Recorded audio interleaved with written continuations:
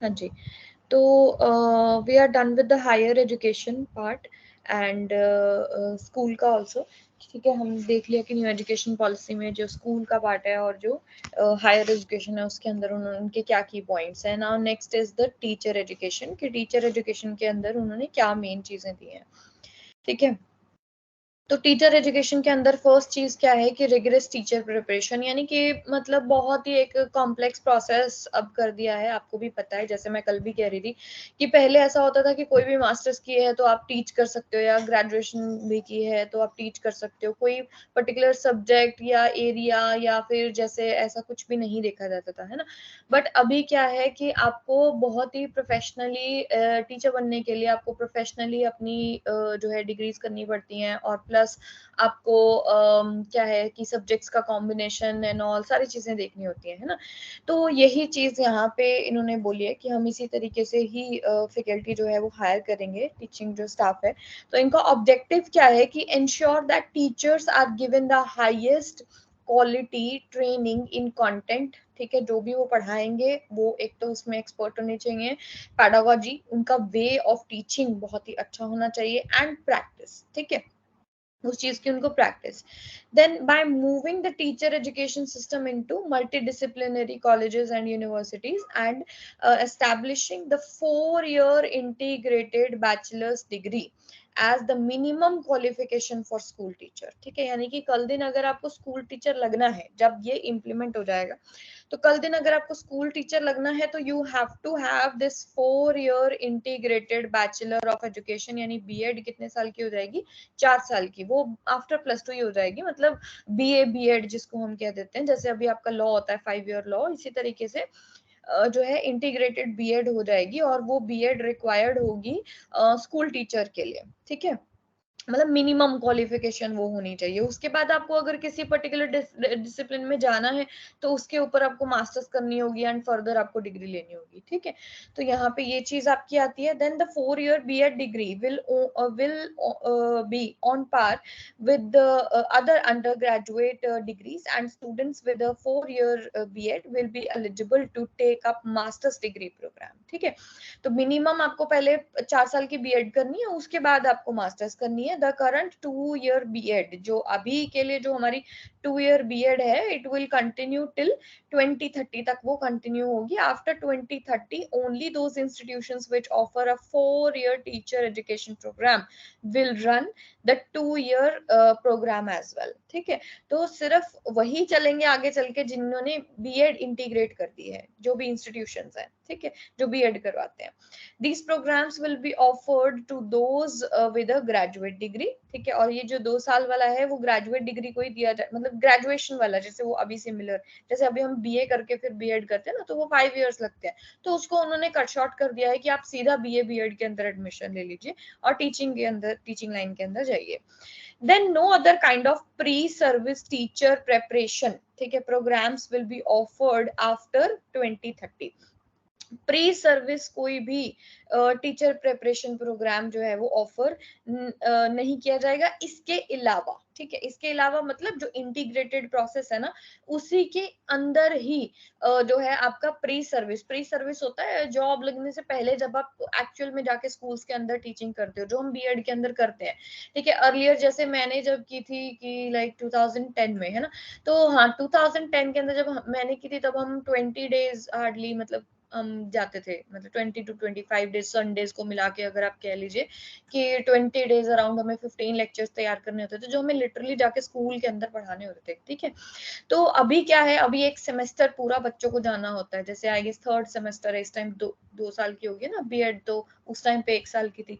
तो अभी जब 4 साल की हो जाएगी तो फुल फ्लेजेड उसी के अंदर ही प्री जो इनका सर्विस का टीचिंग का है वो सारा उसके अंदर जाएगा, कोई भी अलग से कोई ऐसा ऑफर नहीं किया जाएगा। ठीक है, प्रोग्राम जो कि प्री सर्विस कराएगा। Then teacher education will be offered by multidisciplinary institutes only, ठीक है, जो कि अलग अलग डिसिप्लिन को देख रहे हैं, सिर्फ वही टीचर एजुकेशन करवाएंगे। Good pre service teacher preparation needs expertise across disciplines for rigorous theoretical understanding of educational perspective, subjective and pedagogy along with the, मतलब कि उनको पढ़ाने वाले भी हमें जो भी मतलब बीएड स्टाफ जो होगा वो भी काफी एक्सपर्ट्स होंगे, जो कि उन्हें अच्छे से समझाएंगे कि क्या पेडागोजी है, क्या सब्जेक्ट्स हैं, क्या एजुकेशनल पर्सपेक्टिव्स हैं, कैसे आपने बच्चे को पढ़ाना है, क्या कोर एरियाज हैं, कैसे आपने मतलब एक लर्नर को कैसे समझना है, तो उसके लिए काफी ज्यादा एक्सपर्ट उनकी फैकल्टी होगी। ठीक है, देन सब standard and dysfunctional teacher educational institutes will be shut down. ठीक है, जो ऐसे हैं कि नॉन अटेंडिंग, जैसे मैंने कल भी आपको कहा था बीएड तो अभी भी मतलब आई ऑल्सो पर्सनली नो बहुत सारे जो नॉन अटेंडिंग बीएड्स करवाते हैं। हालांकि ये एक प्रोफेशनल डिग्री है, ये नॉन अटेंडिंग नहीं हो सकती है। आप जाओगे, प्रैक्टिस करोगे, तभी आप टीचर कैसे बनना है ये सीख पाओगे, है ना। सीधा पेपर देके थोड़ी ना सीख जाओगे कि how to become a teacher. या बाद में जैसे बहुत से बच्चे आते हैं कि मैम हमें ये थ्योरी नहीं क्लियर, क्योंकि वो कभी गए ही नहीं, तो उन्होंने बस ऐसे ही पढ़ के कहीं से भी ऐसे पेपर दे दिया हुआ है। तो वो जो चीजें हैं, जो ये डिसफंक्शनल जो टीचर एजुकेशन के इंस्टीट्यूट्स हैं, इन्हें क्या कर दिया जाएगा, बंद कर दिया जाएगा। ठीक है, ये हो गया टीचर एजुकेशन के ऊपर। देन आता है प्रोफेशनल एजुकेशन के ऊपर। इन्होंने क्या बोला है कि reintegrating professional education to higher into higher education. ठीक है, जैसे हमने पहले पढ़ा कि हम स्कूल एजुकेशन के अंदर ये वोकेशनलाइजेशन यानी कि स्किल डेवलपमेंट का जो है वो करेंगे 9th के बाद। इसी तरीके से हायर एजुकेशन के अंदर ये काम करेंगे कि हम प्रोफेशनल एजुकेशन बच्चों को दे पाए।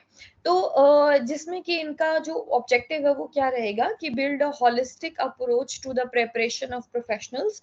ठीक है, by ensuring broad based competencies and 21st century skills, an understanding of social human context and a strong ethical compass, in addition to the highest quality professional capacities। यानी कि पूरी तरह से वो एक ऑल राउंड डेवलपमेंट करना चाहते हैं, होलिस्टिक अप्रोच रखना चाहते हैं कि बच्चा अगर किसी भी फील्ड में जा रहा है, जो भी स्टूडेंट है वो किसी भी डिसिप्लिन से जो है अपनी मास्टर्स कर रहा है या अपनी ग्रेजुएशन कर रहा है, तो वो प्रोफेशनली उसको सीख के जाए। ठीक है, तो उसके लिए वो जितनी भी 21st सेंचुरी की स्किल्स हैं, जो कॉम्पिटेंसीज हैं, उन्हें बच्चों को इम्पार्ट करेंगे। ठीक है, so professional education will be an integral part of all over of sorry overall higher education system. तो हर किसी डिग्री को, हर किसी जो भी हायर एजुकेशन के जितने भी इंस्टीट्यूट्स हैं, उनके अंदर जो भी डिसिप्लिन रन करेंगे, उन्हें प्रोफेशनली कनेक्ट किया जाएगा। ठीक है, जैसे कि अगर हम बात करते हैं हेल्थ साइंस यूनिवर्सिटीज या लीगल यूनिवर्सिटीज या फिर एग्रीकल्चरल यूनिवर्सिटीज, ठीक है, ऐसे इंस्टीट्यूशंस इन दीज और other fields will be discontinued. तो जो भी प्रैक्टिसेस ऐसी हो रही हैं जिनमें स्टैंड अलोन टेक्नोलॉजी यूनिवर्सिटी है, चाहे किसी में भी अगर ऐसी अकेले प्रैक्टिस कराई जा रही है, उसको डिसकंटिन्यू कर दिया जाएगा। ठीक है, उसे डायरेक्टली प्रोफेशनली रिलेट किया जाएगा, तब उसे कंटिन्यू किया जाएगा। So all institutions offering either the professional और general education must organically evolve into institutions offering both seamlessly by 2030। तो अगर आप एक प्रोफेशनल डिग्री ऑफर कर रहे हैं एज एन इंस्टीट्यूशन, तो आपको उस बच्चे को प्रोफेशनली, जैसे अब एमबीए में होता है, एमबीए वाले क्या करते हैं, या जो प्रोफेशनल डिग्री है उनमें क्या किया जाता है, ईयर एंड में कंपनीज आती हैं, उन्हें मतलब ऐसा रखा जाता है, तो उन्हें बच्चों को जो है वो डायरेक्ट इंटरव्यूज करवा के उनकी प्लेसमेंट्स होती है ना। So that is what a professional degree means, कि आप एक प्रोफेशन के अंदर एनरोल हो गए हैं। तो ऐसा कुछ यानी कि किया जाएगा। ऐसे नहीं कि आपने डिग्री दे दी, बच्चे को बाद में कुछ भी नहीं मिला, है ना, आप मतलब एक अप्रोच नहीं कर पाया वो उस प्रोफेशन को।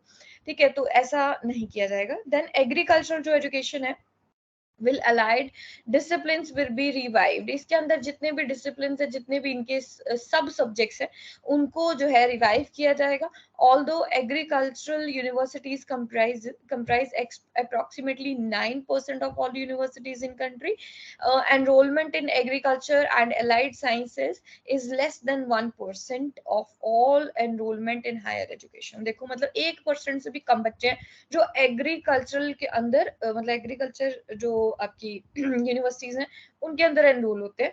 तो both capacity and quality of agricultural and allied discipline, इससे रिलेटेड जितने भी डिसिप्लिन हैं और एग्रीकल्चर से, must be improved in order to increase agricultural productivity through better skilled graduates and technicians। ठीक है, innovation research and market based extension linked to technology and practices, यानी कि इसे मतलब जो इनकी एनरोलमेंट रेशियो है उसे बढ़ाने के ऊपर काम किया जाएगा, जिस जिस काम के दौरान मतलब उनको जितना भी क्या बोलते हैं कि यू कैन से कि उनके बेनिफिट के लिए जितनी भी जो भी स्किल्स जो हैं उनको इम्पार्ट की जाएंगी, और नई नई इनोवेशन टेक्नोलॉजीज मतलब उनके बेटरमेंट के लिए, एनरोलमेंट के लिए किया जाएगा इम्प्रूव इसे। ठीक है, देन नेक्स्ट आता है लीगल एजुकेशन के लिए। These programmes will be reconstructed, जैसे जो आपके लॉ वाले हैं उनके जो लीगल प्रोग्राम एजुकेशन के प्रोग्राम्स है। Professional education in law must be globally competitive हो जाएगा ये, and adopting best practices and embracing new technologies for wider access to justice and timely delivery of justice। ठीक है, ये इम्प्रूव किया जाएगा इस प्रोफेशन के अंदर, and at the same time it must be informed and illuminated with constitutional values of justice, social, economic and political। ठीक है, हर महीने में मतलब उसे रिकंस्ट्रक्ट कर देंगे, and directed towards national reconstruction through instrumentation of democracy, rule of law and human rights। The curricula for legal studies, इनका जो भी आपका syllabus रहेगा must reflect a socio cultural context along with, मतलब कि जो भी हमारा social background है उसके context में आपका जो पूरा सिलेबस रहेगा वैसा रहेगा, and in an evidence based manner रहेगा, and the history of legal thinking, principle of justice, practice of jurisprudence and other related content appropriately and adequately। तो जितना भी मतलब आपका सारी चीजें आपकी लॉ वालों की क्या की जाएंगी, रिकंस्ट्रक्ट की जाएंगी, उनके जो मायने हैं, उनके जो पर्सपेक्टिव्स हैं वो मतलब एक तरह से दोबारा देखे जाएंगे कि मतलब क्या क्या उनका कैसे उनको सोशल कॉन्टेक्स्ट में कैसे प्रेजेंट करना है। ठीक है, देन स्टेट इंस्टीट्यूशंस जो हैं वो लॉ का जो एजुकेशन देंगे must be consider offering bilingual education for future lawyers and जो भी लॉयर्स हैं जितने भी एंड जजेस हैं उनको मतलब in English and in the language of the state, जो भी उस स्टेट की लैंग्वेज होगी, and plus English in which the law programme is situated. ठीक है, तो मतलब एक ही लैंग्वेज में नहीं होगा, वो बायलिंगुअल होगा लॉ जब भी पढ़ाया जाएगा जहां भी जिस भी इंस्टीट्यूशन में। देन हेल्थ केयर जो एजुकेशन है शैल बी री एनविजन्ड सच दैट द ड्यूरेशन, उसका स्ट्रक्चर, उसका डिजाइन, उसका मतलब बदल दिया जाएगा, जैसे जो मेडिकल वालों का है। ठीक है, जैसे जो all MBBS graduates must possess, उनके पास क्या होनी चाहिए, एमबीबीएस के बच्चों के पास मेडिकल स्किल्स होनी चाहिए, डायग्नोस्टिक स्किल्स होनी चाहिए, सर्जिकल स्किल्स होनी चाहिए, इमरजेंसी स्किल्स होनी चाहिए।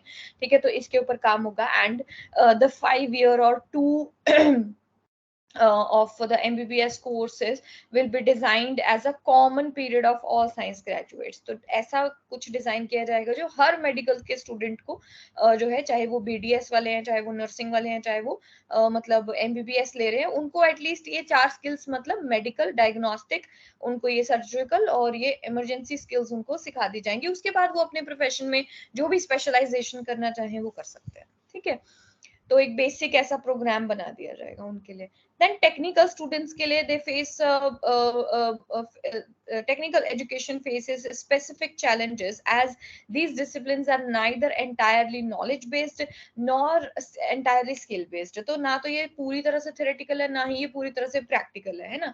टेक्नोलॉजी में क्या करना पड़ता है, पढ़ना भी पड़ता है और हमें मतलब प्रैक्टिकल चीजें भी सीखनी पड़ती हैं, दोनों ही बेसिस है। So further as the influence of technology on the human endeavour grows, the syllabus between technology and other disciplines are expected to erode.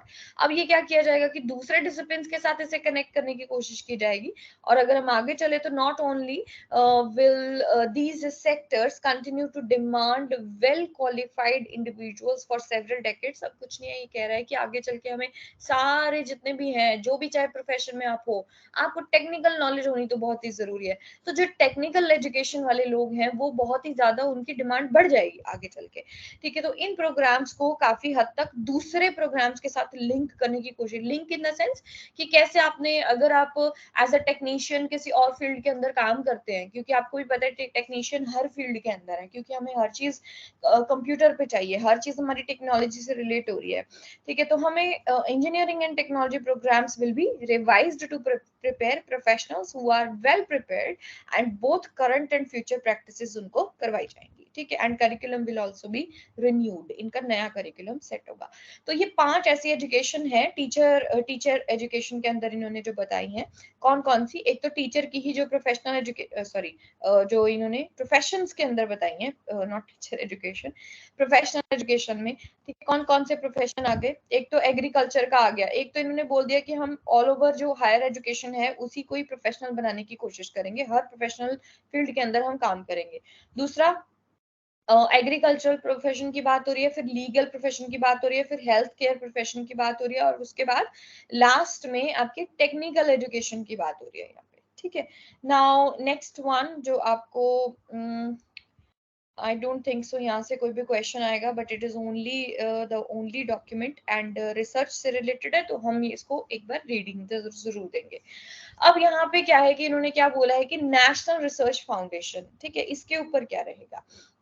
तो रिसर्चेस जो इनोवेशंस नई नई हो रही है उसके ऊपर हमारा क्या ऑब्जेक्टिव है? तो कैटेलाइजिंग क्वालिटी एकेडमिक रिसर्च, जैसे अभी एजुकेशन की बात हो रही थी कि हम क्वालिटी एजुकेशन इम्पार्ट करेंगे, उसी तरीके से हम काम करेंगे क्वालिटी एकेडमिक रिसर्चेस के ऊपर। अभी एकेडमिक रिसर्च की बात हो रही है, एकेडमिक मतलब शैक्षिक तौर पर जितनी भी रिसर्चेस की जाती हैं शिक्षा के अंदर, उनकी क्वालिटी को कैटलाइज करना। ठीक है, अब ये क्या ऑब्जेक्टिव रखते हैं? Catalyse and energise research and innovation across the country in all academic disciplines, यानी चाहे किसी भी सब्जेक्ट में हो रही है, चाहे इंग्लिश, हिंदी, पंजाबी या लैंग्वेज में हो रही है, या फिर आपका लॉ में हो रही है, या फिर टेक्निकल में हो रही है, या फिर आपका एजुकेशन में हो रही है, किसी भी फील्ड में हो रही है, with a special focus on seeding and growing research at universities and colleges, create a conducive ecosystem for research through competitive peer-reviewed funding, mentoring and facilitating। ठीक है, तो इसके थ्रू, यानी कि कुछ नहीं है, इसे रिव्यू किया जाएगा, इसे फंड किया जाएगा, ताकि इसे अच्छे मैनर में, मतलब जो जितनी भी रिसर्च हो वो एक अच्छे क्वालिटी मैनर में मेंटेन हो। ठीक है, so, research and innovation are central to growing and substantial a large vibrant economy। जो भी जितनी भी कहते हैं रिसर्च हो रही है, नए नए जो भी एरियाज जो हैं इसके अंदर आ रहे हैं रिसर्च के अंदर, तो वो सारे ही हाईलाइट किए जाएंगे और उनको अपलिफ्ट किया जाएगा।